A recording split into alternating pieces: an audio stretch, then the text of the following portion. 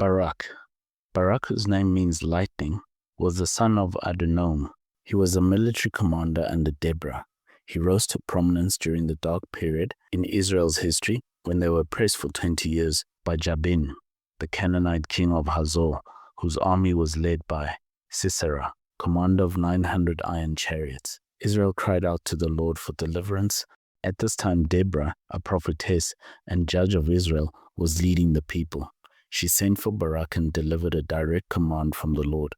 Go, muster your forces at Mount Tabor, taking 10,000 men of Naphtali and Zebulun, and I will draw out Sisera, the general of Jabin's army, and his chariots and his troops to meet you by the river of Kishon, and I will give him into your hands. This was a clear, divinely orchestrated strategy for victory. However, Barak's response revealed a lack of full confidence in his own ability or in the divine promise without a visible sign from God. He declared to Deborah, "If you will go with me, I will go, but if you will not go with me, I will not go." Deborah agreed to go with him, but not without a prophecy that would diminish Barak's glory. The road on which you are going will not lead to your glory, for the Lord will sell Sisera into the hand of a woman.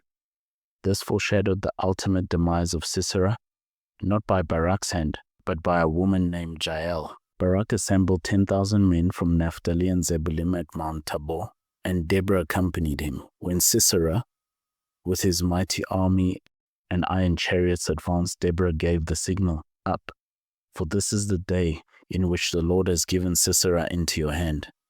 Does not the Lord go out before you?" Emboldened by Deborah's words, Barak led his 10,000 men down from Mount Tabor to engage Sisera's formidable forces. The Lord intervened supernaturally, throwing Sisera and all his chariots and army into a panic before Barak. A heavy rain, possibly a flash flood, may have swollen the river Kishon, bogging down Sisera's chariots and rendering them useless.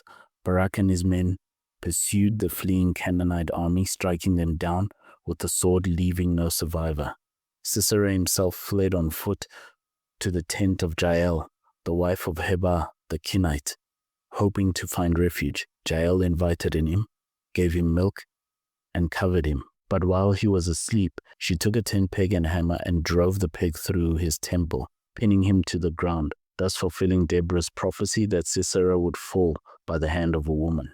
When Barak arrived in pursuit of Sisera, Jael showed him the dead commander, confirming the complete victory. Following this decisive victory, Israel experienced 40 years of peace from Canaanite oppression.